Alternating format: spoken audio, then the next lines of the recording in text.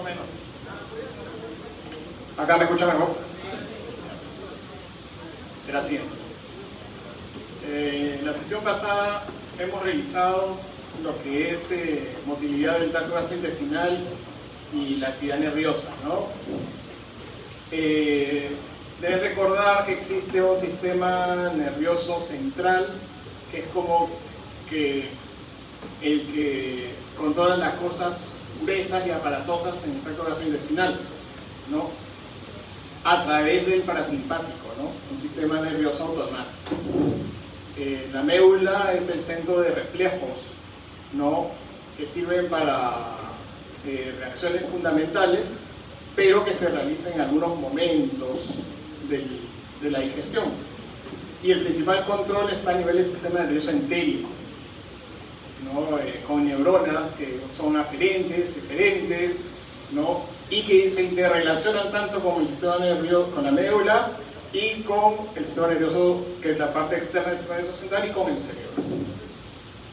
Todo esto da como resultado una actividad motora muy interesante, ¿no? Que tiene como finalidad principal el tránsito del bolo y que el contenido intestinal se exponga a las superficies donde se realiza el proceso digestivo, que pueda tener contacto con enzimas, que pueda tener contacto con superficies absortivas, ¿no? Que pueda mezclarse con sustancias y que se puedan absorber los nutrientes. Ahí está, ahí hemos visto una parte significativa de lo que son las funciones del tracto gastrointestinal. Ese sistema nervioso no solo tiene actividad motora, ¿no? Hablamos de la actividad motora, sobre todo cuando estábamos revisando el plexo muscular, ¿no? Existe un plexo submucoso, que es el que está en más contacto con la superficie, con la luz intestinal, donde hay un intercambio significativo de información para regular sensaciones, secreciones, ¿no? Una interrelación muy significativa con la microbiota intestinal, que si tenemos tiempo al final del curso vamos a revisar un poquito sobre eso, y que va a interactuar con el sistema nervioso entérico, con los reflejos, con el sistema nervioso central. Tanto es así que cuando ya ustedes revisen fisiopatología o vean la parte de farmacología o vean enfermedades, siempre van a encontrar un capítulo pues, en la depresión, en el acné, en la neumonía, en la enfermedad coronaria, relacionada a la microbiota, ¿no? O sea, se relaciona con todo. Por eso es que me parece importante que al final conversemos un poco sobre eso, no hoy día, sino en la próxima clase.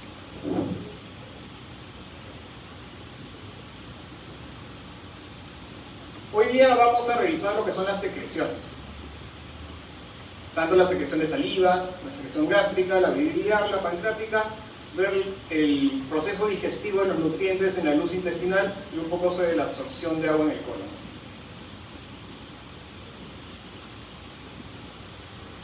Las secreciones se dan a nivel de la superficie del epitelio del tracto gastrointestinal por formaciones llamadas glándulas.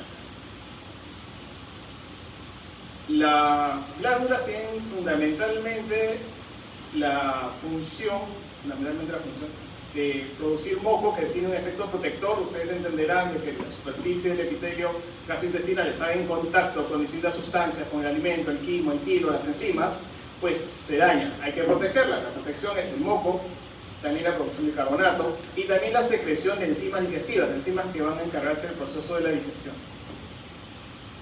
Las glándulas que podemos encontrar son distintos tipos. Podemos encontrar glándulas que están formadas por una sola célula. Esas son las glándulas, las células productoras de moco, las productoras de mucina. Esa mucina va a cambiar de calidad y de componente glicogénico a lo largo del tracto gastrointestinal.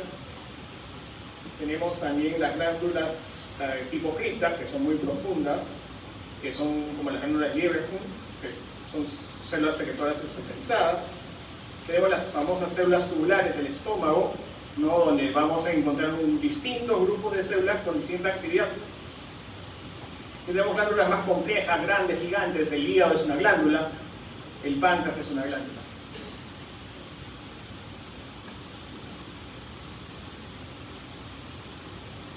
Esta secreción la vamos a encontrar a nivel de distintas glándulas como las glándulas salivares, también la vamos a encontrar en la misma pared del tubo digestivo, también la vamos a encontrar en la mucosa del intestino. El principal componente de las secreciones, como ustedes entenderán, al ser fluidos, sobre todo es agua y electrolitos. Los electrolitos tienen un rol importante porque van a generar gradientes para el tránsito de la secreción y la absorción de nutrientes.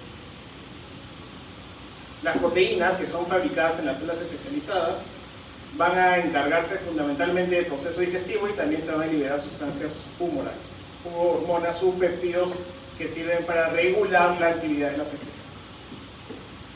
Hay diferentes señales que van a estimular la producción de secreción. No pueden ser estímulos químicos, tipo ácido, tipo la casepsina, ¿no? Estímulos osmóticos, las gradientes, estímulos mecánicos o las secreciones de péptidos o señales hormonales. Los componentes extras que puede tener una secreción, como puede ser la secreción biliar, que tiene colesterol, que tiene ácidos biliares, ¿no? O la secreción pancreática, que es rica en bicarbonato, ¿no? Son propios de la región donde van a tener su efecto.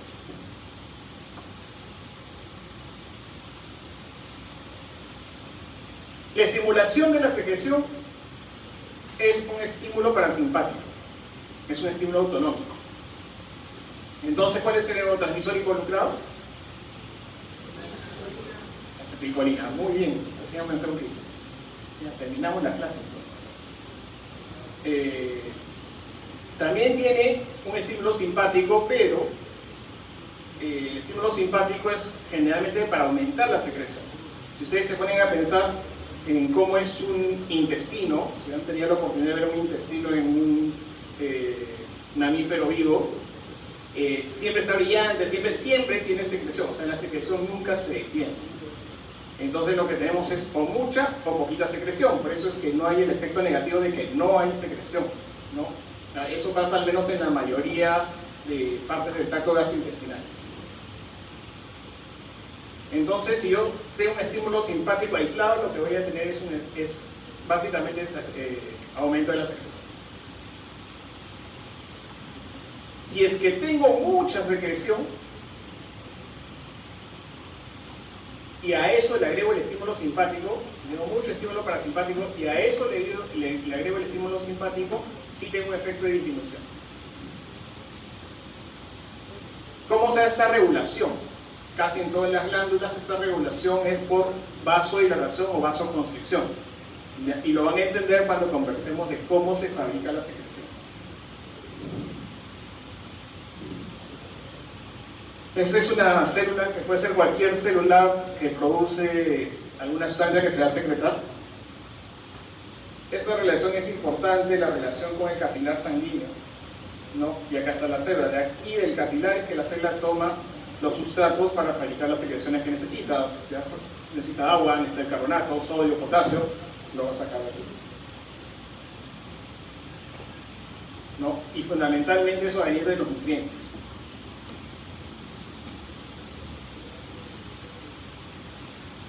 Una vez que los nutrientes ingresan a la célula, por consumo de ATP,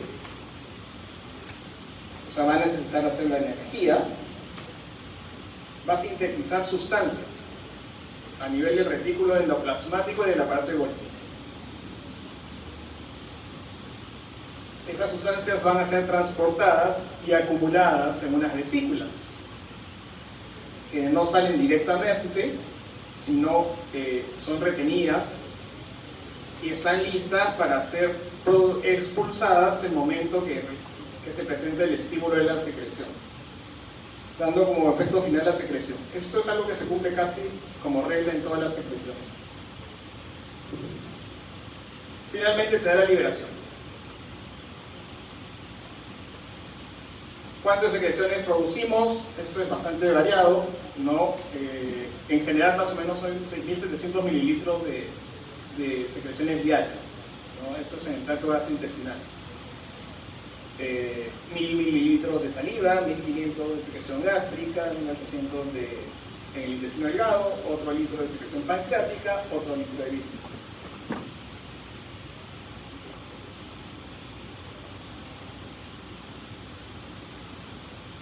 Un rol importante es también el de mantener el pH de estas secreciones. La mayoría de secreciones van a estar a pH neutro o rondando el pH neutro. La saliva 6,7, el páncreas que tiene bicarbonato es un poco más alcalino, la bilis 7,8, la secreción intestinal 7,5. El único lugar donde ustedes van a encontrar un pH disminuido es en el estómago.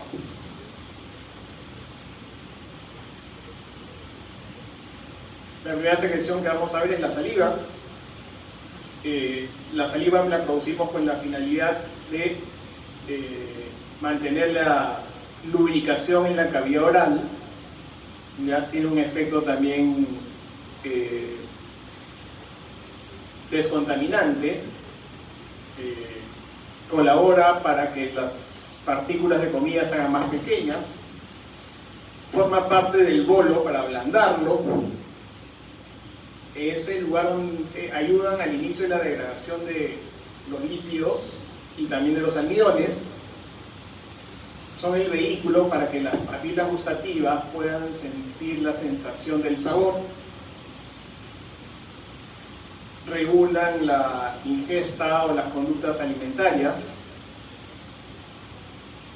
Cuando hay exposición de material proveniente del tracto gastrointestinal que puede retornar como ácido o puede retornar la bilis, más raro la bilis que el ácido, actúan como un neutralizador.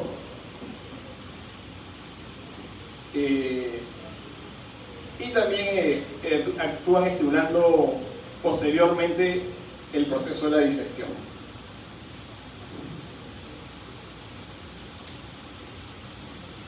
En la saliva encontramos moco, que sirve para lubricar la cavidad oral. Dentro de la función de la protección están las enzimas, hay lisocimas y hay lactoferrina. El hierro va a ser quelado para que pueda ser posteriormente, para que no resulte tan tóxico para el ser humano. Se secreta inmunoglobulinas, ¿no? En este caso la inmunoglobulina A es muy activa frente a virus y bacterias, ¿no? Ustedes, bueno, todos tenemos la costumbre de comer pues, con la mano, ¿no? Nuestra mano no está exactamente estéril, ¿no? Sin embargo no nos enfermamos. Hay un rol protector de la inmunoglobulina específico mediado por anticuerpos. Dentro de la absorción, a ese nivel donde se absorbe el flúor y el calcio, ¿ya? Permite el arrastre de partículas de comida y eso es una característica muy humana que tiene que ver con la capacidad de percibir sabores, ¿no? Entonces cuando ustedes van y se comen su papa rellena, dicen, uy, qué feo, ya no la como, ¿no? Inmediatamente la saliva empieza a limpiar las papilas gustativas para decir, oye, ya no recibas otro bocado, pero el sabor se va, ¿no? Ese es un efecto de la saliva. Igual pasa cuando algo es rico, ¿no? Te limpia, pero la sensación gratificante te dice, oye, dame otro bocado, ¿no? Entonces, y así se termina el trato de picarones y no lo invitan. Se producen enzimas, y eso probablemente lo sepan, como lipasas o amilasas, que son enzimas de baja actividad, ¿ya? Sin embargo, a pesar de ser de baja actividad, es una actividad significativa, ¿ya? La alfa-amilasa, conocida como tialina en algunos textos, empieza a separar algunos enlaces glicídicos del almidón. Y también tenemos a las glándulas salivales serosas que van a producir lipasa, que va a producir hidrólisis de los lípidos. Con los lípidos es importante tener en cuenta que los fenómenos de digestión básicamente son todos hidrólisis, ¿no? Y esa es una manera de acordarse. El lípido normalmente es insoluble en el agua, ¿no? Entonces el trabajo que hace el organismo a través de su producción enzimática es hidrolizar los triglicéridos, los ácidos grasos, para que puedan al final ser absorbidos.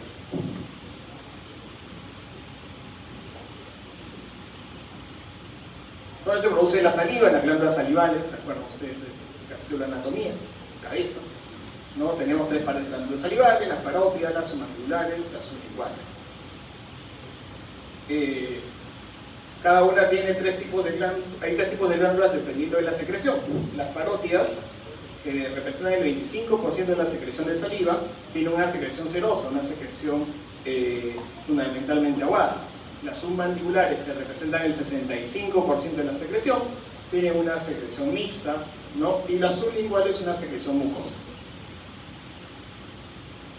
¿Qué características tiene la saliva? Es una secreción finalmente hiposmolar, que contiene iones de sodio, potasio, bicarbonato, calcio, magnesio y cloro. Contiene enzimas como la amilasa, la lipasa, mucina y factores de crecimiento. Existen dos fases de la secreción, ¿no? Entonces, para las fases de la secreción hay que tener el enfoque del acino y el enfoque del conducto salival. ¿Ya? En el acino, donde está la célula del acino glandular, es donde se va a producir, fabricar las enzimas, ¿no? Ese proceso que agarra el nutriente de la nutrición, ¿no? De la sangre, y lo va transformando en el aparato de Golgi y va construyendo sus enzimas. Todo eso sucede entre las células sinapses. Lo que significa que la secreción en el acino es una secreción más densa, no es una secreción muy concentrada. En el trayecto a través de los conductos salivales es que la saliva va a ser acondicionada, ¿no? Y a través del intercambio iónico va a empezar a tener más agua, más bicarbonato, para poder tener la consistencia en el momento de la excreción.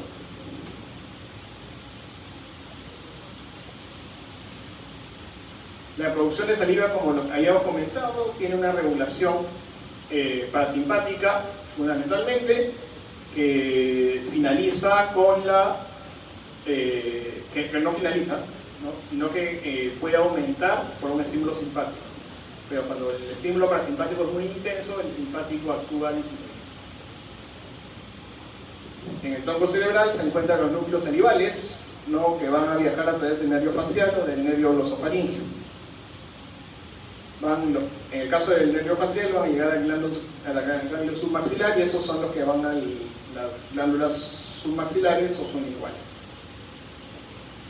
El glosofaringio, junto con la cuerda del tímpano, va a llegar a través de una rama de trigémino hacia la glándula parótida, ¿no? Esa es la inervación parasimpática. El efecto simpático, ¿ya? Que va a depender más de la médula, tiene que ver con el flujo de sangre. Si se acuerdan ustedes el cuadrito ese, que del capilar sanguíneo es donde se extraen los nutrientes, o los componentes, los elementos para formar las sustancias. De ahí también se extrae el agua y los electrolitos. Cuando produzco vasodilatación, hay mayor capacidad de producir secreción.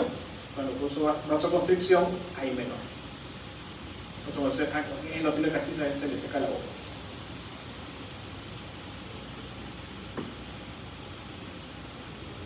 ¿Hay estímulos para aumentar la secreción de saliva? Claro que sí, los conocen ustedes: el gusto, el olfato, la presión, ¿no? Las náuseas. Esos son estímulos positivos que van a actuar sobre el núcleo salival, en el bulbo raquídeo, para el estímulo parasimpático. A diferencia de la deshidratación, el miedo, el sueño y la fatiga van a disminuir la secreción de saliva, tiene un efecto inhibitorio.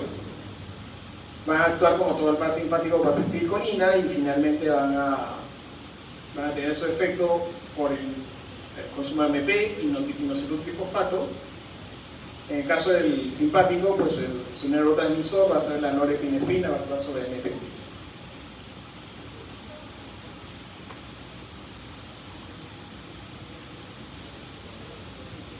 En el esófago no tenemos casi secreción. Como conversamos la vez pasada, el esófago es una víscera de tránsito, ¿no? Si hay una secreción en el esófago, es moco.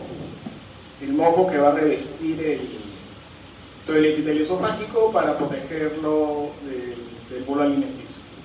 No, o sea, estas glándulas unicelulares productoras de moco hay en el esófago, no tienen mayor complejidad. Quizás la más interesante sea la secreción gástrica. En esta parte he puesto algunas cosas que de repente no están en Dayton, ¿ya?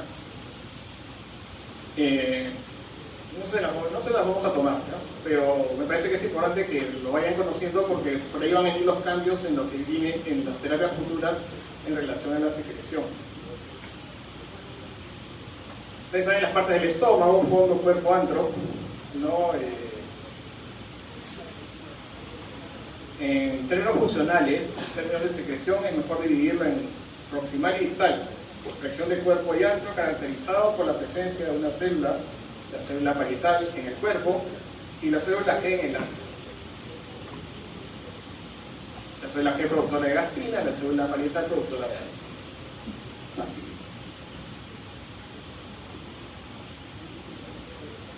Si queremos usar la división tradicional, donde tenemos acá una región proximal, donde está el esfínter esofágico inferior del cardias, el fondo y el cuerpo, y el antro y el piloro, veremos que la región del esfínter esofágico inferior y el cardias, básicamente vamos a tener una función de secreción de moco y bicarbonato.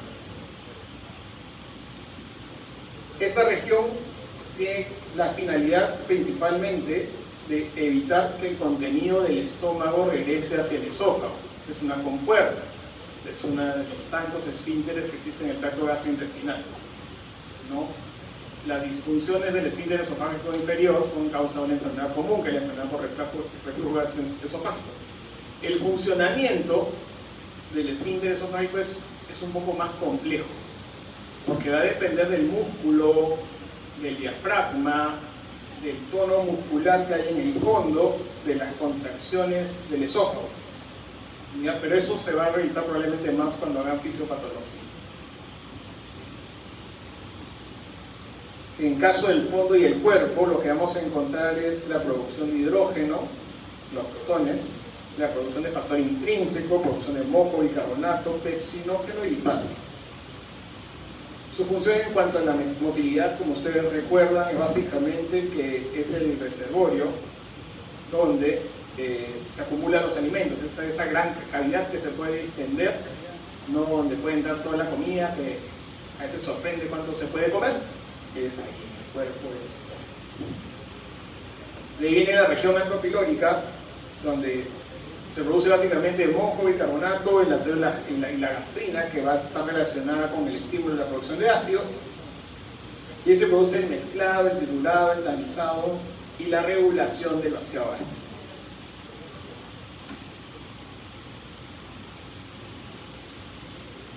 Nos acercamos un poco más y vemos las dos glándulas más importantes, la glándula oxíntica, que es la glándula proximal, y la glándula pilórica, que es la glándula que está en el estómago distal.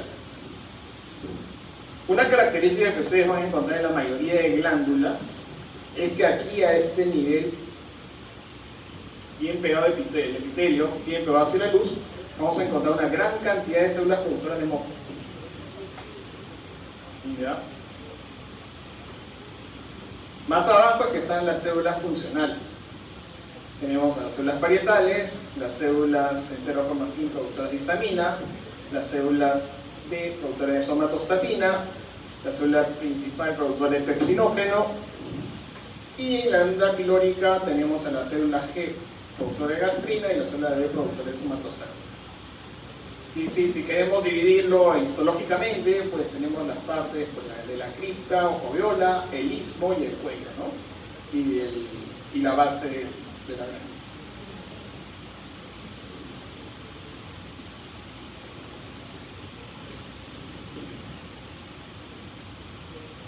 Todo esto empieza en una zona que es la zona progenitora, ¿ya? De aquí es como que hay unas células indiferenciadas, totipotenciales, que posteriormente, dependiendo de los estímulos, ¿no? Van a ir transformándose o en células productoras de moco, o en células parietales, ¿no? O en células principales.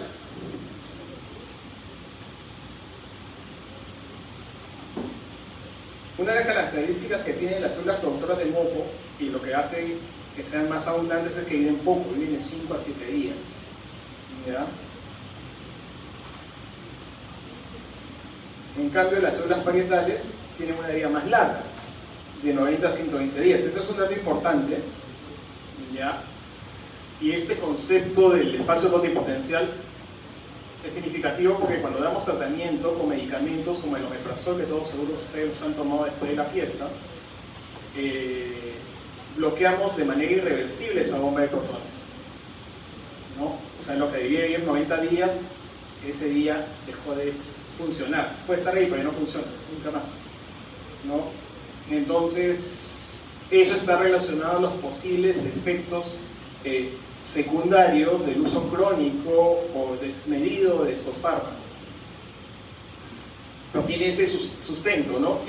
Y lo menciono porque los efectos adversos de los IDP, a ustedes que les gusta ver TikTok, siempre salen, pues no, te va a dar cáncer porque tomas omeprazol. No es tan cierto, ¿no? Y ustedes van a encontrar bastantes revisiones que dicen lo contrario, ¿ya?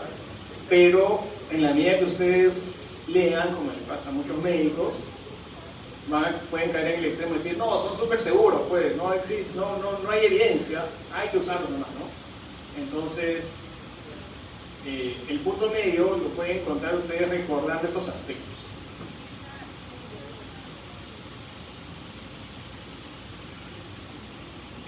Las células principales van a madurar a partir de la expresión de un gen llamado MUC6, ¿no? Que va a terminar siendo van a terminar siendo las productoras de pepsinógeno, y van a tener, pues, por ahí las células reguladoras, la somatosafina, las células enteroquinofila, que producen histamina.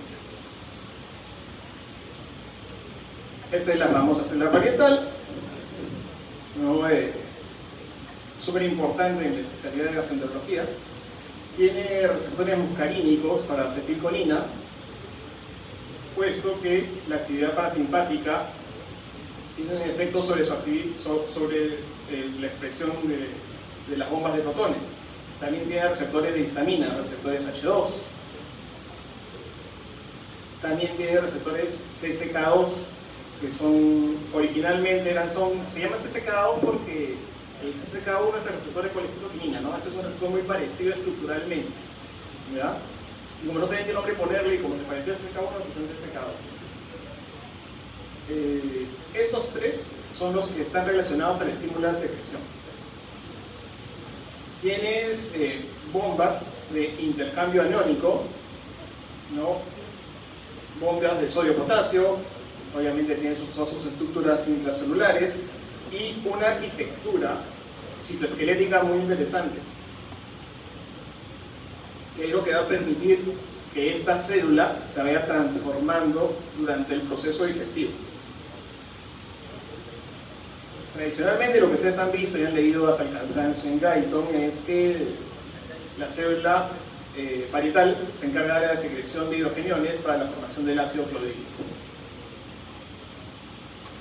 ¿no? Esa secreción se da por el hidrógeno potasio TPasa y está muy bien. Ustedes han leído que el ácido sirve para convertir el pepsinógeno producido por la célula principal en pepsina e iniciar el proceso de digestión de las proteínas. Muy bien. Ustedes han leído que el ácido producido en el estómago sirve para eliminar microorganismos que puedan ingresar en los alimentos. Eso está muy bien.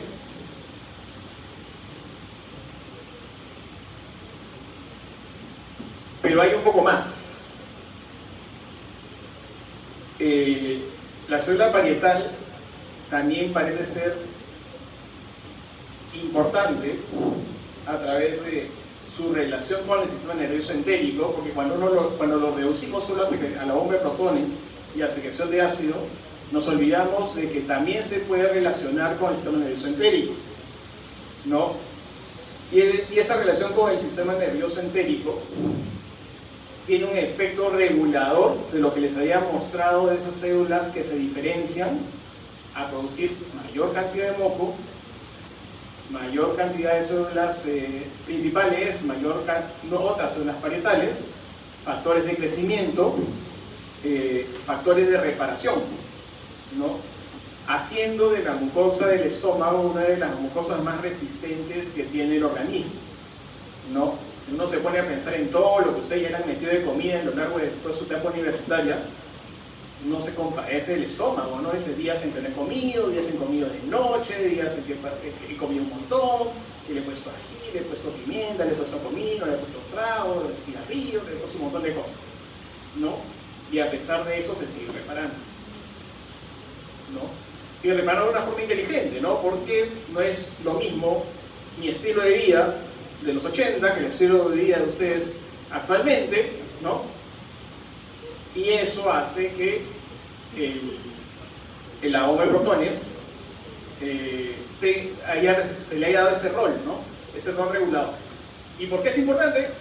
Porque el rato que yo inhibo la bomba de protones y la célula parietal, probablemente sí, probablemente lo digo porque todavía esa es una línea de investigación que se en desarrollo actualmente, estoy modificando esa capacidad reguladora de la célula parietal que tiene sobre la hemostasia del estómago, ¿no?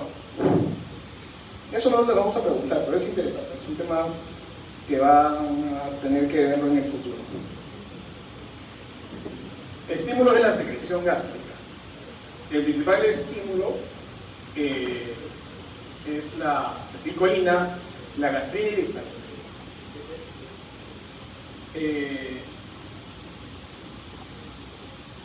Dentro de lo que constituye la secreción gástrica, vamos a encontrar fundamentalmente hidrogeniones, que lo que van a hacer es generar un pH ácido en el estómago, ¿no? Va a aumentar el sodio cuando disminuye los hidrogeniones. Entonces en la secreción gástrica, producto de la digestión, hay poco sodio.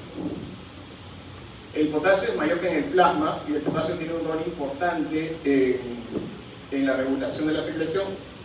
Y dentro de los constituyentes orgánicos tenemos pepsinógeno, que a pH 3 se va a convertir en pepsina, por lo que a este nivel se hace el 20%, a veces un poco menos 15% de la digestión de las proteínas, y también va a tener impacto de influencia. Esto es algo de lo que ya les había mostrado, ¿no? La célula parietal con su receptor M3, que es la vía neural de la regulación de la secreción, está mediada por acetilcolina, ¿no? Y el flujo de iones calcio. Esta es una regulación neural plenamente, hay una regulación hormonal, ¿no? Tradicionalmente, y eso siempre se dice en la clase de digestión, se dice, ¿no? Hasta ahora, ¿no? Y es una regulación hormonal, una regulación nerviosa y una regulación paracrina, ¿no? La regulación neuronal depende de acetilcolina, la regulación hormonal depende de gastrina, que es un péptido gastrointestinal que se secreta en las células G que se encuentran en el antro gástrico, como vimos en los slides anteriores, que va a ser liberada a la sangre, ¿no?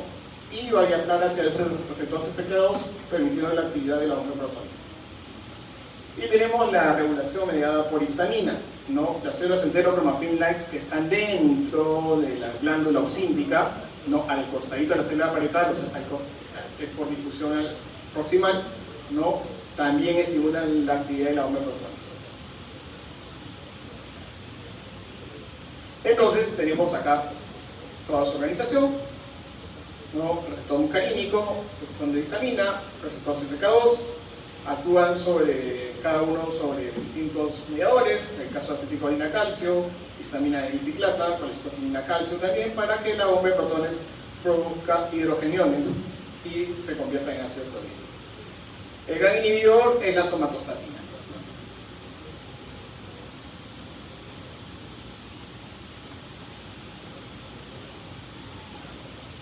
Es más lo mismo, a manera de resumen, tenemos que las vías estimuladoras vienen del vago, la acetilcolina sobre célula parietal, la vía endocrina, célula G, la histamina, que actúa sobre células parietales. Y las inhibidoras, fundamentalmente la somatostatina. Ahora, existen todo tipo de receptores, ¿ya? De hecho, la mayor cantidad de receptores que existen en la célula parietal son inhibidores, ¿ya? No me he atrevido a poner esta diapositiva acá porque es una diapositiva bien densa, ¿ya? Pero es la célula parietal que tiene cerca de 16 receptores inhibidores de secreción, que básicamente lo que hacen es regular la secreción interdigestiva, ¿ya? En fisiología básica lo que aprendemos es la secreción durante la digestión, ¿no? Pero hay una secreción también fuera del momento de la digestión, ¿no? que también es interesante, tampoco le vamos a preguntar. Eso es también lo mismo, ¿no? Aclarando de los receptores de proteína G a lo que están acoplados cada uno de los receptores. En el caso del receptor histamina está acoplado a GS, el de acetilcolina a GQ, el de gastrina a GQ, y obviamente los inhibidores todos están acoplados a proteína G.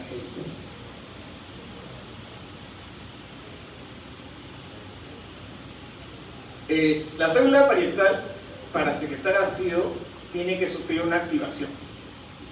Entonces, tenemos a nuestra célula parietal tranquila y feliz en el proceso interdigestivo regulado por esos 16 receptores, secretando poquito ácido, teniendo esta configuración, con un montón de bombitas de protones aquí dando vueltas dentro de la célula.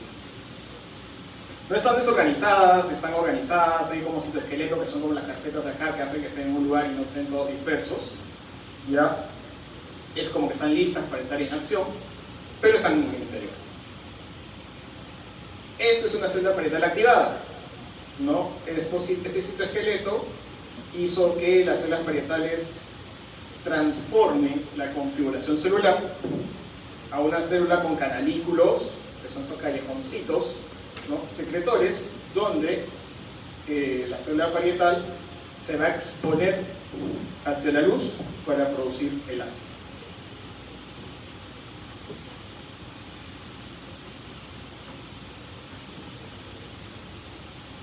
Entonces tenemos a la sodio-potasio, hidrógeno-potasio terreasa, que es la bomba de protones, ¿no? Que cuando se expone a la luz se va a fosforilar.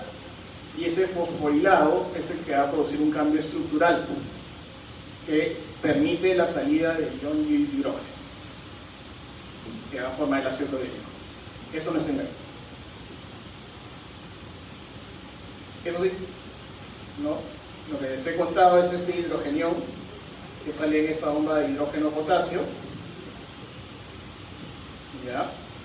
¿Y de dónde vienen los elementos? Que es lo que les cuenta Guyton. Viene por difusión el CO2, ¿no? Se une al...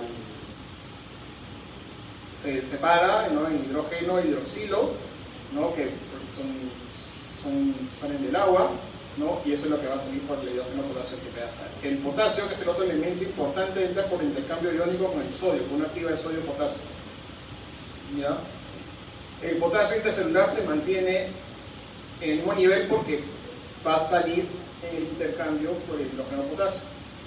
El cloro se va a difundir junto con el sodio, en intercambio con el sodio, y el agua va a salir por ósmosis, ¿no? Todo esto va a constituir el ácido clorhídrico en la luz intestinal con reabsorción de bicarbonato.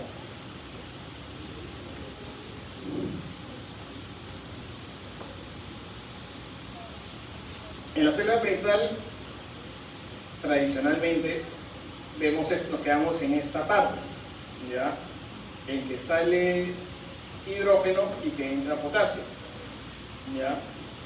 También hay un flujo independiente de potasio que sale de la célula, ¿no? Y eso sirve para que la bomba de protones fosforilada pueda meter potasio, ¿no? Entonces antes hablábamos solo de la expulsión de hidrogeniones. Ahora ya se considera importante el rol del potasio como el elemento que tiene que captar la bomba para hacer el intercambio. Esos canales tienen nombres propios, que no se lo vamos a preguntar, ¿ya? Pero sí es importante que sepan el rol del potasio en el intercambio con hidrogeniones para la formación del ácido clorhídrico. Entonces, la célula parietal va a tener distintos estados: un estado de reposo, un estado secretor, un estado cuando termina la secreción y un estado de reinicio, ¿no? Lo que les decía, aquí está la célula parietal con sus vesiculitas ordenaditas a nivel de citoesqueleto. Y ya cuando se produce el estímulo de la secreción, se forman estos canalículos secretores y es donde las bombitas se van a unir para secretar ácido clorhídrico.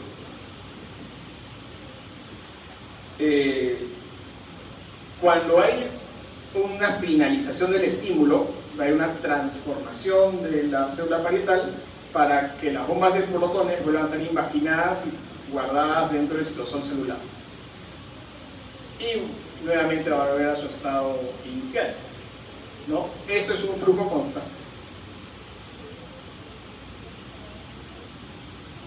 Como hay unos invasores farmacológicos por acá, cuando nosotros bloqueamos la bomba de protones,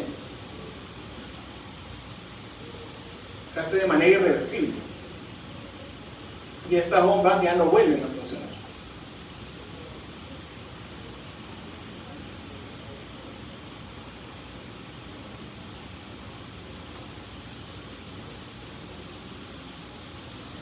La regulación de la secreción de pepsinógeno, que es otra de los componentes de la secreción del estómago, va a tener como estímulo obviamente la presencia de alimento en el estómago, la acetilcolina, ¿no?, que es liberada por el vago, y la acidez del estómago, ¿no? Eso va a hacer que la célula parietal produzca pepsinógeno, que al pH 3, que es lo que hace la secreción de ácido, se va a convertir en pepsina, ¿no? Y los polipéptidos van a empezar a ser fragmentados, no en aminoácidos, pero sí en cadenas peptídicas más pequeñas.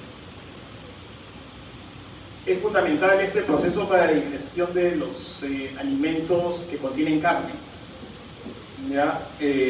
Sin pepsinógeno y sin ácido en el estómago, jamás podríamos transformar la carne en proteínas, en aminoácidos absorbibles. ¿Ya? Por eso que hay especies de mamíferos que no pueden comer carne, no tienen suficiente producción de pepsinógeno y ácido proteína. El bicarbonato es súper importante, ¿no? Porque hemos hablado de lo que en fisiopatología se conoce como factores agresores, ¿no? Porque así como pues, el ácido clorhídrico, el pepsinógeno pueden transformar la hamburguesa que se comieron en el almuerzo, también pues, puede digerir su epitelio, el epitelio gástrico. Pero no sucede eso, porque hay elementos protectores, ¿no? Y lo más importante es el moco, ¿no? Producido por las células mucinosas, ¿no? Son tetrámeros, ¿no? Que lo que van a hacer es evitar la lisis proteica del epitelio producto de la acción de la pepsina y del ácido. Y lo otro es el ácido, el bicarbonato, ¿no? Que crea un medio neutro, una superficie neutra, tiene alta concentración de potasio y va a estar pegado al moco. Entonces tenemos un equilibrio entre agresión y protección, ¿no? Un moco con bicarbonato, ¿no? Y por debajo vamos a tener pues, el epitelio, vamos a tener el flujo sanguíneo y por encima el ácido clorhídrico y la pepsina, ¿no? Ese equilibrio es lo que hace, que es tan sabiamente conducido por la célula parietal, es lo que hace pues, que el estómago sea una de las vísceras más nobles del organismo y que supere los 7 colores que se comen todos los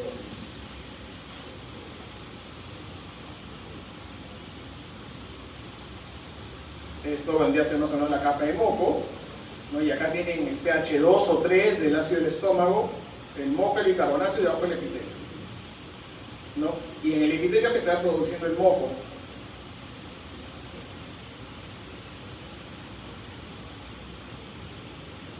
Cuando nosotros recibimos estímulos, podemos procesarlo de distinta manera. Entonces la secreción gástrica tiene 3 fases. La fase cefálica, que es una fase que depende del nervio vago, medida por acetilcolina, ¿no? Va a tener un efecto sobre el 30% de la secreción gástrica, y la fase gástrica propiamente dicho, que va a tener que ver con los reflejos secretoriales locales, también estímulos vagales y sobre todo el estímulo de gastrina junto con la histamina, representa el 60% de la secreción. El 10% es el remanente de la fase intestinal, pero la fase intestinal fundamentalmente lo que busca es disminuir la producción de ácido.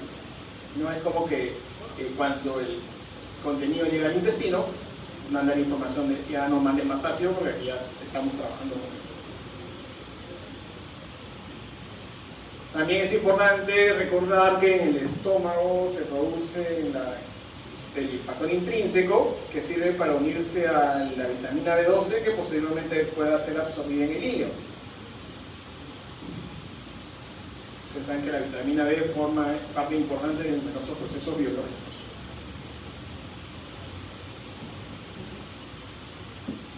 Tenemos el vaciamiento gástrico. El vaciamiento gástrico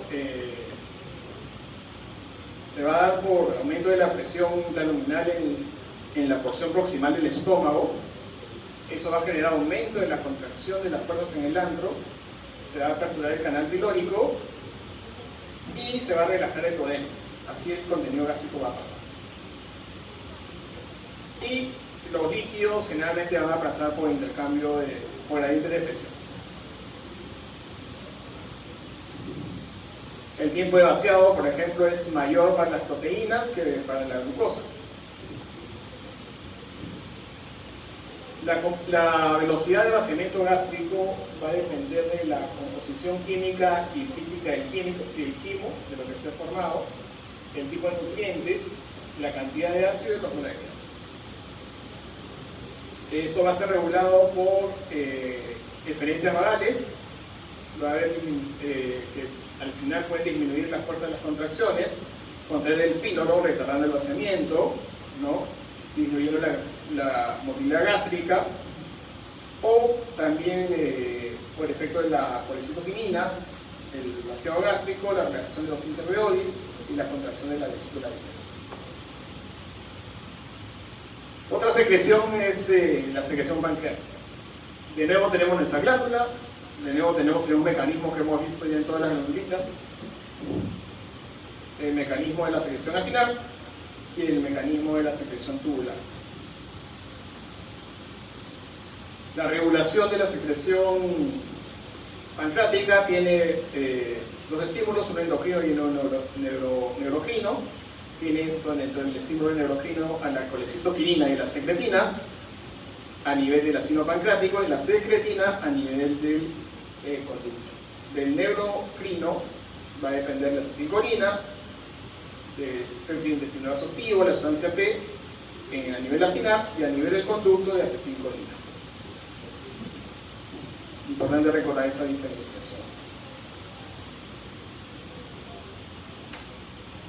A nivel de la célula del acino, hacia arriba, lo que va a hacer la síntesis de proteínas son secreciones densas, de bajo volumen, y a nivel del conducto, la célula ductal lo que va a hacer es secretar bicarbonato y agua. ¿Ya? Esta fracción acinar va a estar formada por amilasa, lipasa, proteasas, y la fracción inorgánica, que depende más de la secreción ductal, va a tener agua, sodio, bicarbonato, cloro, potasio. ¿No? Entonces, siempre es importante recordar que esta célula acinar, y aquí, bueno, existen uniones estrechas, ¿no? Estos conceptos de las uniones estrechas son importantes para evitar pues, que haya salida de enzimas digestivas fuera del ácido pancreático. Sería malo pues, que tengamos una enzima digestiva fuera del lugar donde tiene que estar, ¿no? Se producía autodigestión, es lo que pasa en las pancreatitis. La síntesis de enzimas es como todas las que hemos visto, ¿no? Retículo endoplasmático, aparte de Golgi, almacenamiento y exocitosis. Las vías de la secreción, va a haber una vía que va a depender del calcio, ¿no? Que va a ser estimulada por acetilcolina, colecistoquinina, GRP, ¿no? Luego va a seguir el camino de la fosfolipasa C, y la otra es la vía del AMP cíclico, y sus agonistas son el péptido intestinal absortivo y la secretina. Va a actuar a nivel del biciclasa. Todo esto estimula la secreción enzimática.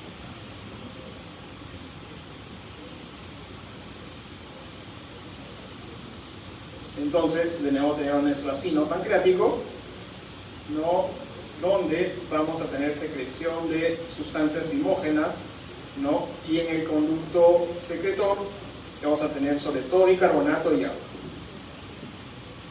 Las principales enzimas que se van a secretar acá son las que digieren carbohidratos, en este caso son las amilasas, ¿no? Que lo que van a hacer es empezar la hidrólisis de los almiones, ¿no? Haciendo que los enlaces glucosídicos empiecen a partir, ¿no? De tal manera que lleguen al borde del cepillo del intestino, de la superficie absortiva, no lleguen cadenas tan grandotas de almiones. Las lipasas van a continuar la hidrólisis que había empezado con la saliva, la hidrólisis de los triglicéridos para convertirlos en ácidos grasos, en glicerol, ¿no? Y las proteasas van a actuar sobre todo para convertir las cadenas de peptídicas en aminoácidos.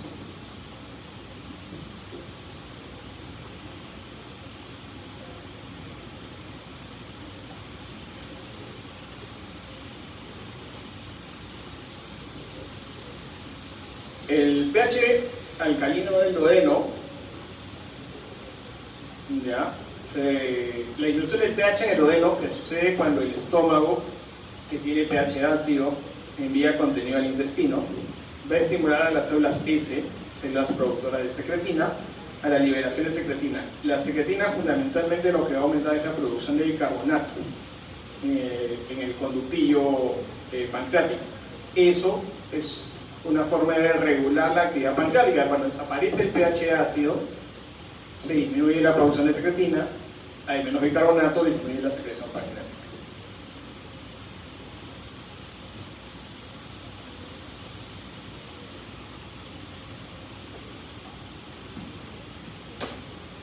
Tenemos, por ejemplo, la secretina y el péptido intestinal activo van a actuar a nivel del AMP cíclico, fosforilando las proteínas, ¿no?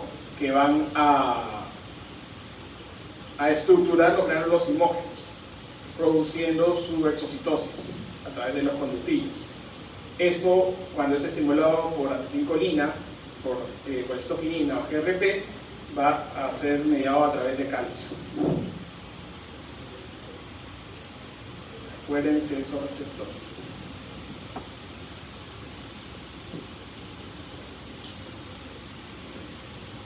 En cuanto a la secreción de bicarbonato, el bicarbonato va a venir de la difusión del CO2, ¿no? Y el efecto de la liganza carbónica lo va a convertir en H2CO3, ¿no? Cuando se disocia se produce el hidrogenión y el bicarbonato, ¿ya? Eso es el bicarbonato. Este bicarbonato es el que se va a secretar hacia la luz, ¿no? En un intercambio luminar con el cloro. Los hidrogeniones van a regresar hacia el torrente sanguíneo en un intercambio con sodio. Esto, cuando se altera, ¿no? Cuando no funciona este canal, puede impedir el flujo de bicarbonato, disminuyendo la secreción biliar. Hay una enfermedad congénita muy famosa que siempre toman en los exámenes de admisión, el recinto médico, que es sobre la fibrosis quística. Este es el mecanismo de la fibrosis quística, una mutación genética en el transportador.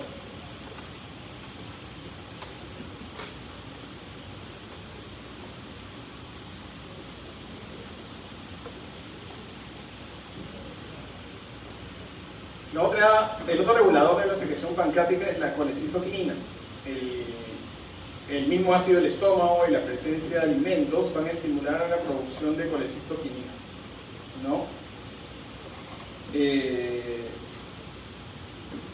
La colecistoquinina estimula también la secreción pancreática. Digo también porque también estimula la secreción biliar. Así como hay fases de la secreción gástrica, la secreción pancreática tiene fases, ¿no? Una fase cefálica, ¿no? Que tiene que ver, pues, con los estímulos, una fase gástrica que tiene que ver con la presencia de contenido en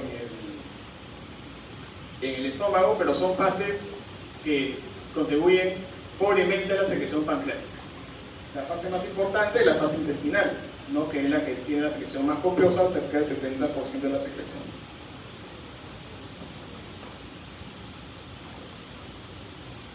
Eso es lo que les había comentado, el estímulo de la secreción, el ácido fundamentalmente sobre las células S y los nutrientes sobre las células C. Las células S lo que van a producir es secretina, las células C lo que van a producir es colecistoquina.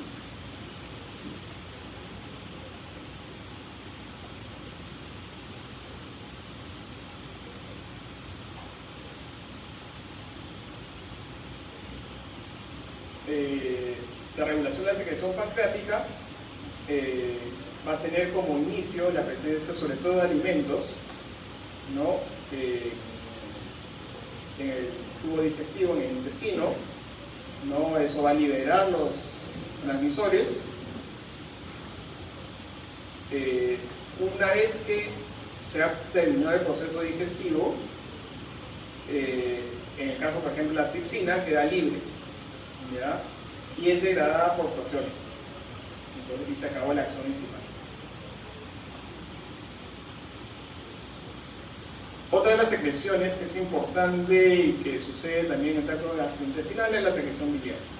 La secreción biliar corresponde más o menos a 600 a 1 litro al día. Dos son grandes las funciones de la secreción biliar: la emulsificación de las grasas y la formación de micelas.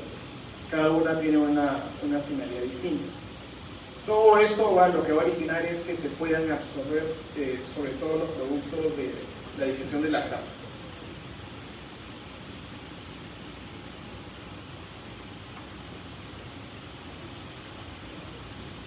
La bilis es formada en los hepatocitos, estas celulitas que están en el hígado, ¿no?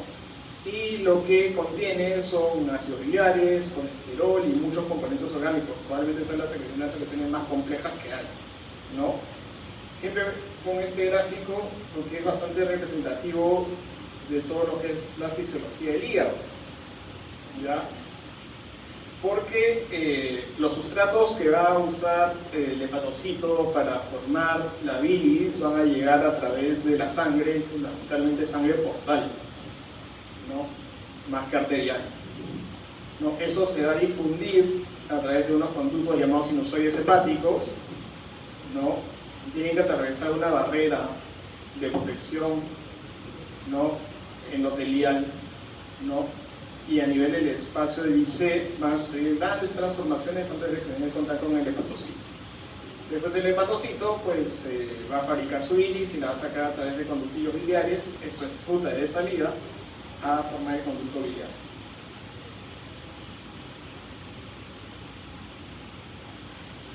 Dentro de las cosas que tiene la bilis, de repente lo más importante son los ácidos biliares. Los ácidos biliares tienen que ver con el flujo de la bilis, hacen que la bilis se traslade, ¿no? También favorecen la secreción hepática de fosfolípidos y colesterol, intervienen en la digestión de las grasas y en la absorción de vitaminas, sobre todo las liposolubles, ¿no? El grupo de las liposolubles son la vitamina A, D, E, K. También mantienen la homeostasis del colesterol. Todo el mundo piensa que el colesterol es malo, malvado, cruel y entonces se van a morir por tener colesterol. Eso no es cierto. Ya el colesterol es parte constituyente fundamental de las células, de las hormonas, ¿no? Los estrógenos han hecho de colesterol, ¿no? Entonces todo ese colesterol que usamos diariamente, ¿no? Es mantenido en homeostasis por acción de los ácidos biliares, ¿no? Y bueno, también son los que se encargan de eliminar el exceso. También tiene un rol sobre las defensas antimicrobianas en el intestino, tiene acciones bacteriostáticas directas, ¿ya? O sea, retiene el crecimiento bacteriano al ser parte constituyente importante de las micelas junto con los lípidos. También promueve el crecimiento de anticuerpos contra bacterias y favorecen el desarrollo de la barrera mucosa del intestino. Los ácidos biliares son sustrato, alimento o medio para que microorganismos beneficiosos del microbiota intestinal también se desarrollen. También regula la circulación enterohepática a través de una señal como una señal hormonal, ¿no? para aumentar o retardar la circulación enterohepática. Y también van a regular el metabolismo en el hígado, en el intestino, en las grasas, la glucosa, es decir, hace un montón de cosas.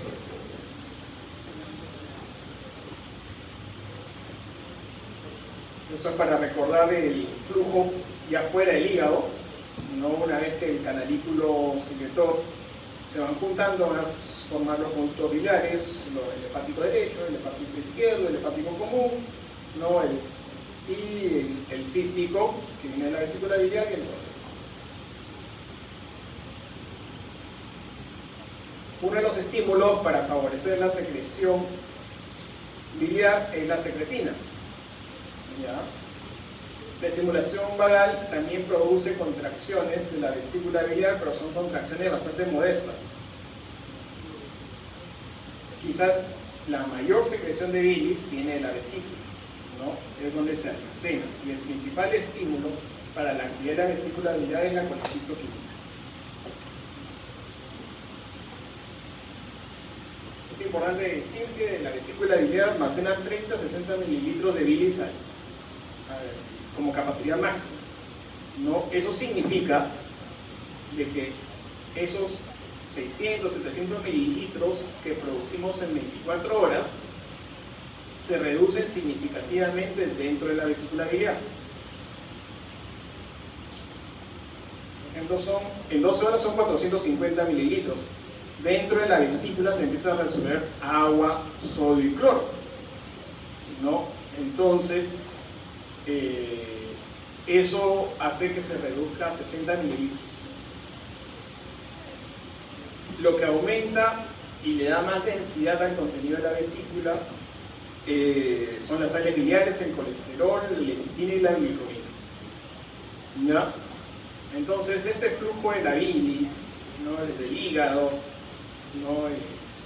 Cuando se fabrica en el hepatocito, es una bilis muy fluida, a diferencia del producto acinal, ¿no? Y abundante, y se vuelve densa dentro de la vesícula biliar, ¿no? Cuando esto falla, cuando la vesícula pierde su capacidad de concentrar la bilis, mantenerla densa, es que se producen los cálculos, ¿no? Y los cálculos son del contenido forme que tiene la bilis, ¿no? De colesterol y de pigmentos biliares.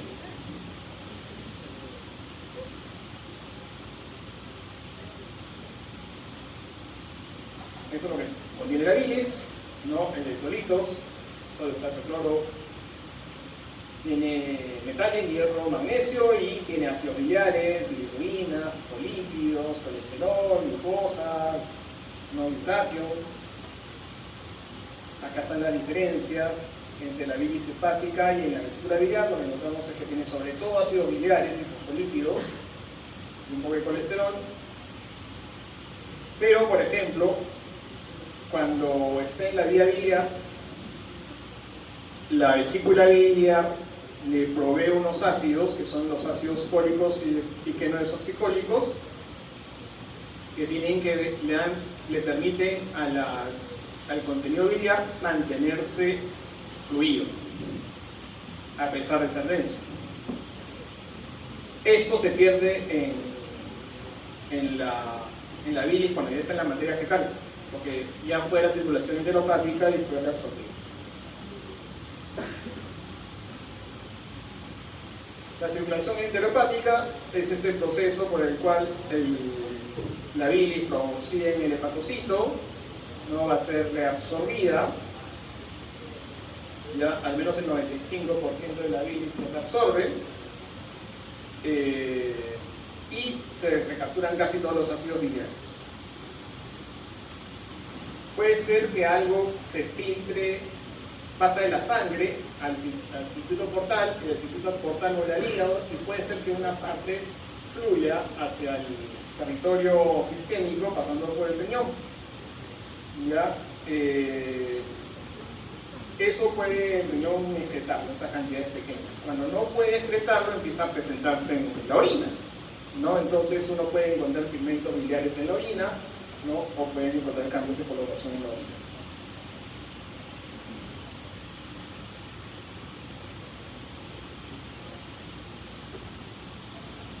las secreciones que tenemos, son las secreciones del intestino.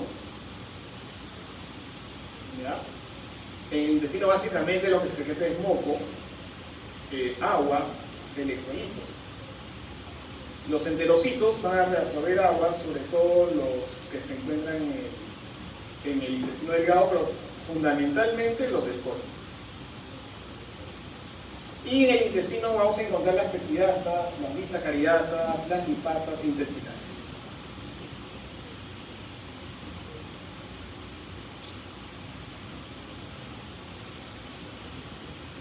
Para la absorción intestinal es importante recordar de que no es un proceso estático, es un proceso dinámico y que requiere gradientes electroquímicos para que se produzca, ¿no? Para que el sodio entre o a la acción de una bomba, ¿no? Generalmente lo que vamos a encontrar sobre todo son gradientes.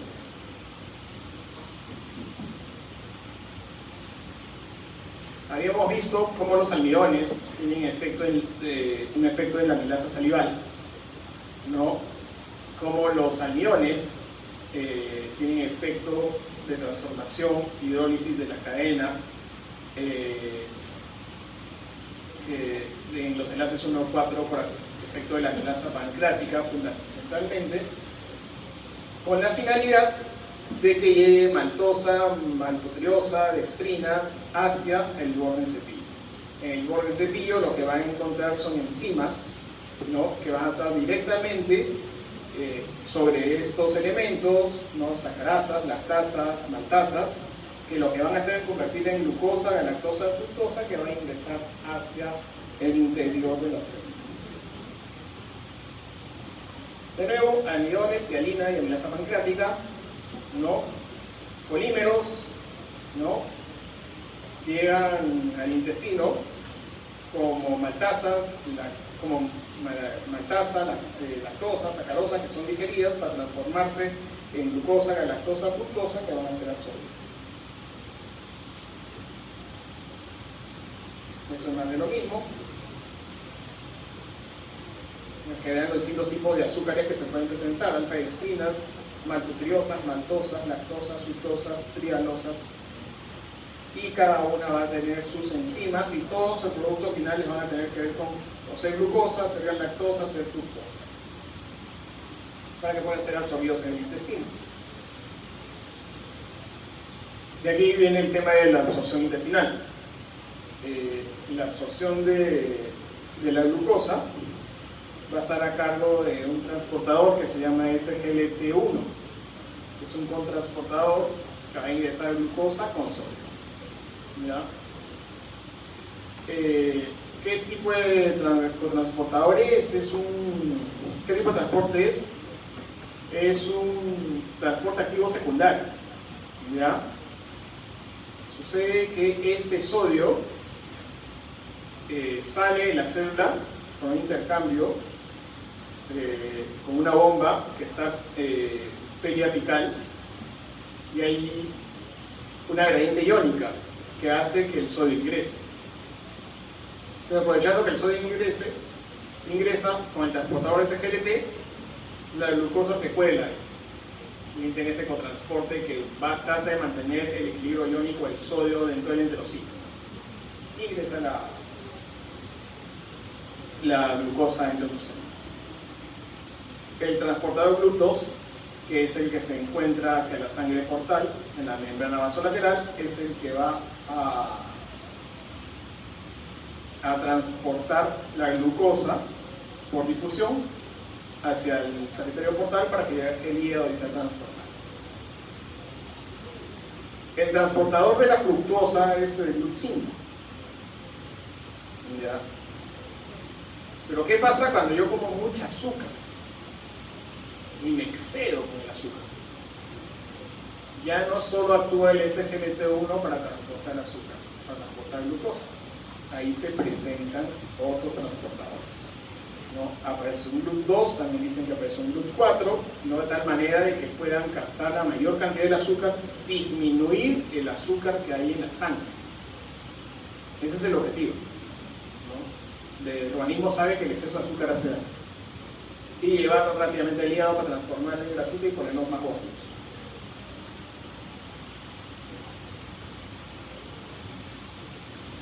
Y aquí es donde yo les hablo sobre unos péptidos llamados incretinas.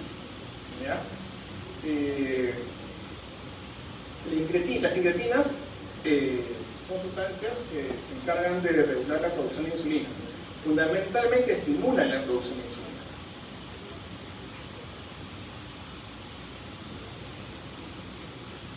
Lo que hacen es que como que le dicen al páncreas, oye, manda insulina porque hay azúcar, hay bastante azúcar, ¿no?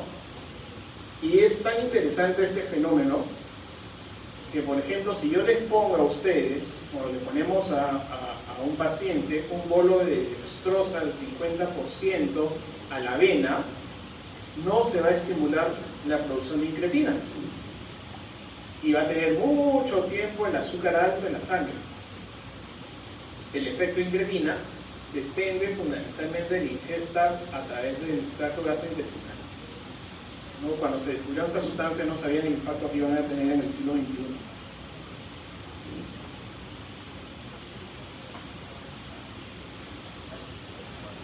Esta es la curva del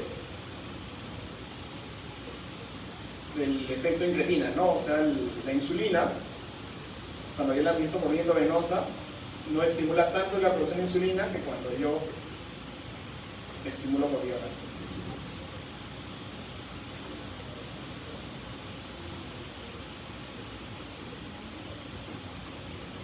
Estas incretinas tienen la característica de ser, cuando no comemos, por ejemplo ahorita que nadie está comiendo, bueno, casi nadie, de ser bajas, casi no hay en el organismo. Y casi inmediatamente, 5 a 10 minutos después de haber ingerido un alimento, se empiezan a producir. Su tiempo de vida media es súper corto, más o menos un par de minutos para el GLP-1 y 5 a 7 minutos para el GIP.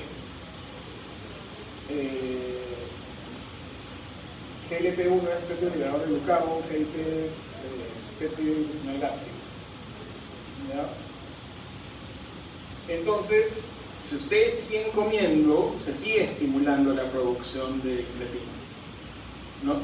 Y la finalidad de la incretina es hacer que se produzca insulina, que lo que hace es abrir estas compuertas que hemos visto del SGLT1 para que el azúcar entre más rápidamente, ¿no? al interior del enterocito y viaje hacia el hígado. Dejan de comer, se cierran.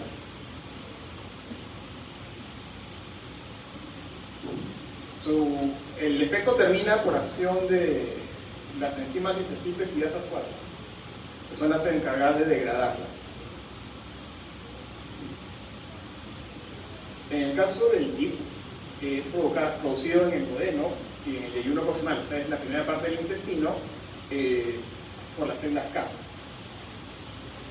Son secretadas por los estímulos de grasa y azúcar.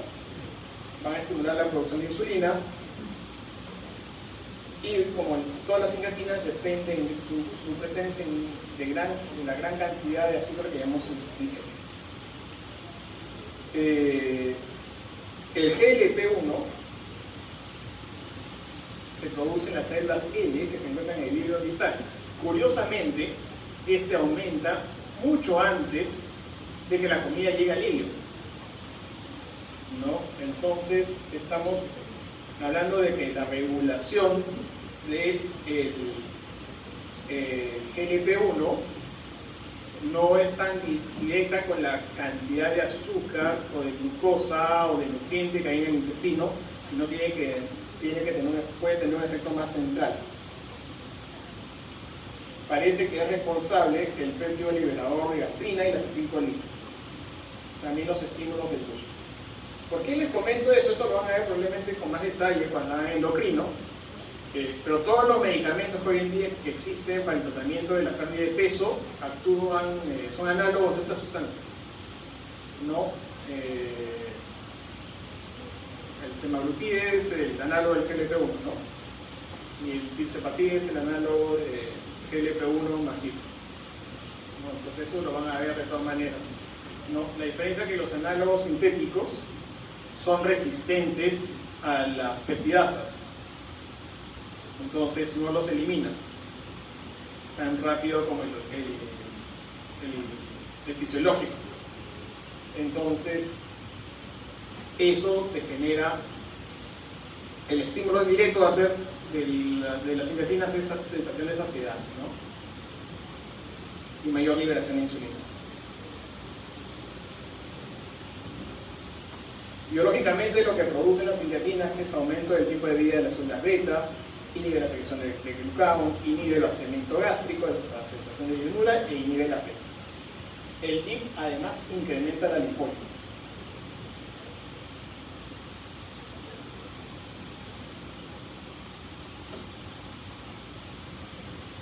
Como estábamos hablando de absorción de carbohidratos, el déficit en la absorción de carbohidratos lo que nos lleva son a enfermedades congénitas, no como la deficiencia congénitas enzimáticas, pueden ser sacarasa, trialasa, ¿no? Se van a presentar con problemas nutricionales, ¿no? La más famosa es el síndrome de Fanconi-Bickel, ¿no? Que es la pérdida de la función del GLUT2.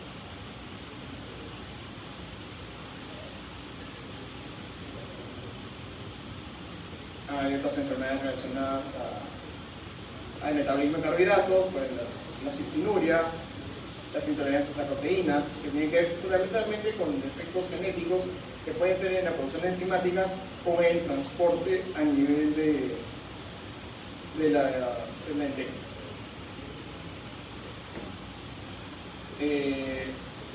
Sobre las proteínas y su absorción, ya hemos mencionado el rol de la pepsina a nivel del estómago.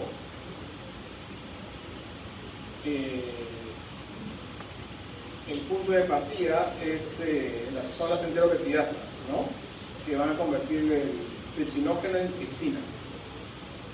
La tripsina va a fomentar, va a provocar la conversión de quimiotripsinógeno en quimotripsina, proelastasas en elastasas, procarboxipeptidasas en carboxipeptidasas, en carboxipeptidasa B, en carboxipeptidasa B, que van a convertir las cadenas peptídicas en aminoácidos o oligopéptidos. ¿Ya? Existe tanta variedad porque existen distintos tipos de aminoácidos. No, hay unas que son para los aminoácidos aromáticos, otras que van a ser para los aminoácidos esenciales, para la arginina, ¿no? Todo esto es mediado por el tripsino.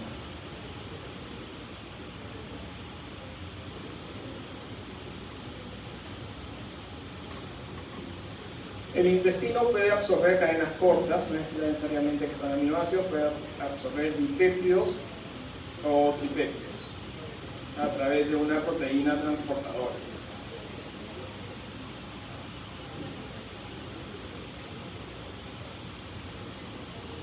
Estos conceptos son importantes, por ejemplo, cuando se formulan nutriciones enterales, ¿no? Todos han oído hablar de lechur y todas esas cosas, ¿no? No es lo mismo que yo te dé un lomo saltado licuado, ¿no? Que lo convierte en una lechecita de repente, bien balanceado, a que yo te dé un nutriente polimérico donde ya me salté el proceso de digestión de la bilis y las proteínas.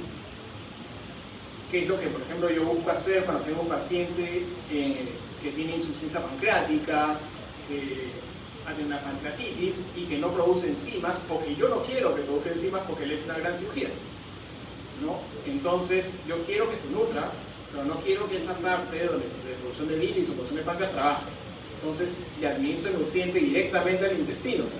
Pero tengo que administrarle un nutriente con esas características, ¿no? Con almidones digeridos, ¿no? En las unidades pirolizados en el 1,4, con péptidos simples, ¿no? Y con ácidos grasos. Eso se llama dieta polimétrica.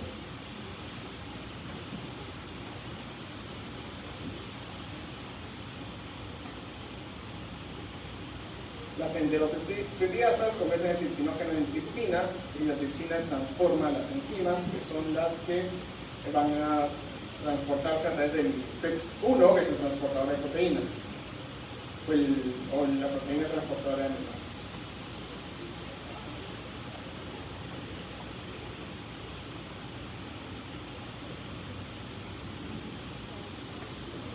Es más de lo mismo, ¿ya? Es con distintos tipos de aminoácidos, ¿no? La prolina tiene un sistema de transporte particular, el glutamato también y el aspartato también tienen sistemas de transporte particulares.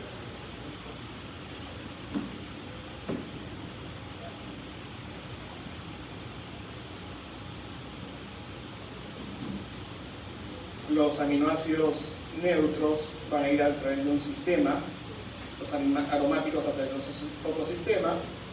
Ya hay un sistema que combina ambos tipos de aminoácidos dependiendo de su organización para transportarlos, y tal cual como entran, tal cual como salen hacia la luz portal para ser transportados hacia el pool de aminoácidos.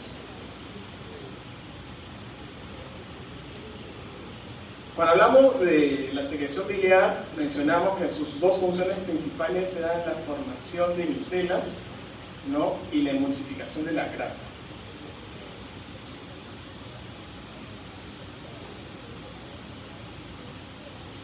Las sales biliares lo que van a hacer es ubicarse alrededor del ácido graso, del cristal de colesterol, ¿no? Para permitir que la acción de las enzimas del tracto gastrointestinal se produzca sobre toda su superficie. Y de esta forma, al tener una cubierta lipídica, va a permitir su traslado a través de las membranas celulares, en ese caso las membranas del enterocito. La forma micelar, ¿ya?, que es la combinación de enzima con la micela, permite que sea trasladada, ¿no? De tal manera que al borde del cepillo lo que van a llegar son fragmentos pequeños de ácido graso.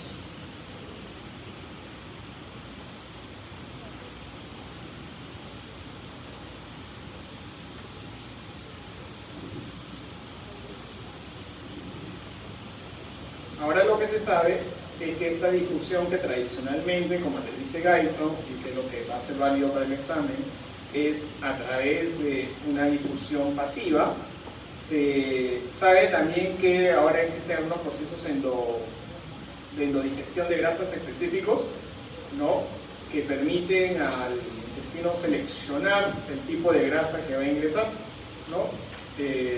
Eso lo menciono porque es diana terapéutica, ¿no? Y entonces cuando les diga el próximo año vean temas de tratamiento de la dislipidemia, le van a decir, oye, pero a mí me dijeron que se absorbía todo en el intestino por difusión, ¿no? Existen algunos mecanismos específicos que hacen de que la molécula grasa tenga una velocidad de absorción y eso se puede modificar.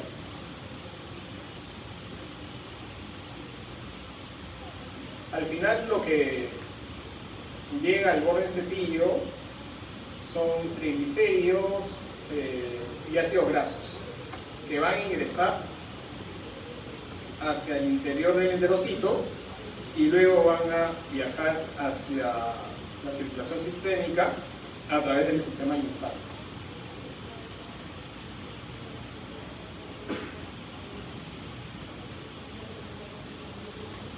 Van a llegar con la micela, ácidos grasos, glicéridos, van a ser resintetizados en fosfolípidos, este es de colesterol o triglicéridos, ¿no?, formando gotitas de lípidos dentro del retículo endoplasmático liso. Paralelamente, el retículo endoplasmático rugoso va a sintetizar apolipoproteínas que se van a unir a estas gotitas de grasa para formar los kilomicrones. Y los kilomicrones van a viajar a través del aparato de Golgi para ser expulsados hacia por la membrana basal hacia los vasos gilíferos de kilomicrón, ¿no? Para viajar generalmente casi todo viaja hacia el kilomicrón.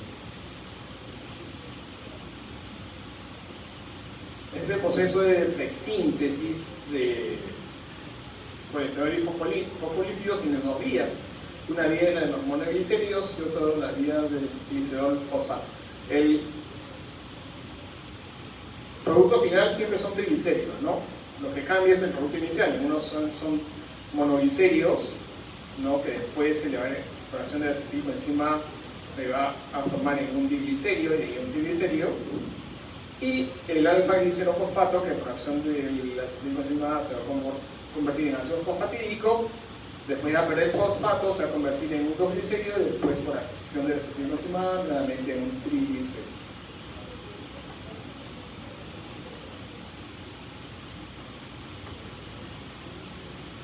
Para terminar, tengo que mencionarle algunas cosas sobre la absorción en el colon. ¿Ya?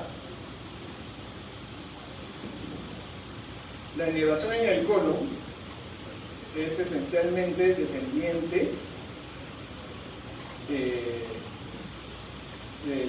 la médula espinal, ¿no? del parasimpático sacro, ¿ya? Y en la parte final de los nervios pélvicos y el nervio pudendo.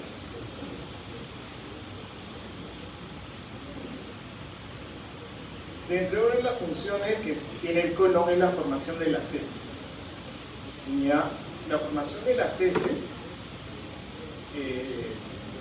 se da como producto de la absorción de agua, ¿ya? Que sucede fundamentalmente en el colon derecho. Y en el colon izquierdo sucede la mayor fermentación, la fermentación en todo el colon, por acción de las microbacterias que lo que van a producir son gases, ¿ya? Y también van a darle textura al bolo fecal.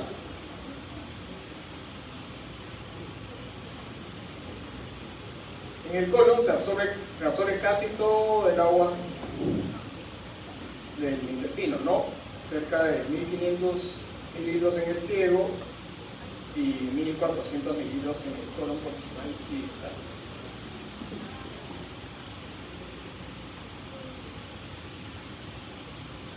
En el colon, ese transporte de agua va acompañado también de reabsorción de electrolitos. El electrolito que más se reabsorbe es el sodio. ¿Ya? En una bomba que transporta también cloro y transporta también potasio. Eso que crea un ambiente hiperosmolar dentro del cronocito, y eso hace que el agua se difunda al interior de la célula y de ahí al espacio vascular para producir la recaptura de agua, la reabsorción de agua. Por eso es que la dieta con agua para el estreñimiento no funciona, porque el agua siempre se va a reabsorber siguiendo la gradiente de sodio.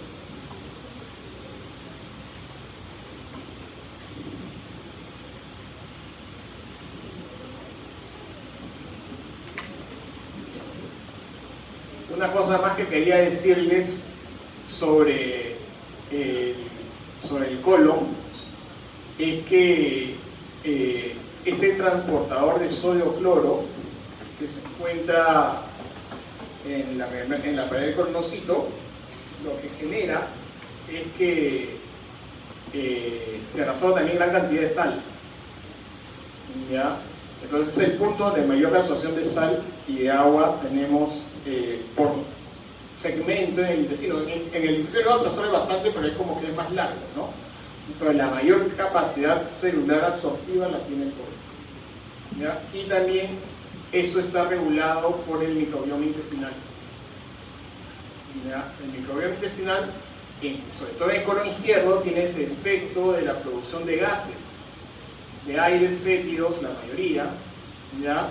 Que es producto de la fermentación de los productos de degradación que llegaron al colon, ¿ya? Dentro de los gases que se producen están gases como el CO2, gases como la putrescina, pero también gases nocivos como el metano, ¿ya? Entonces,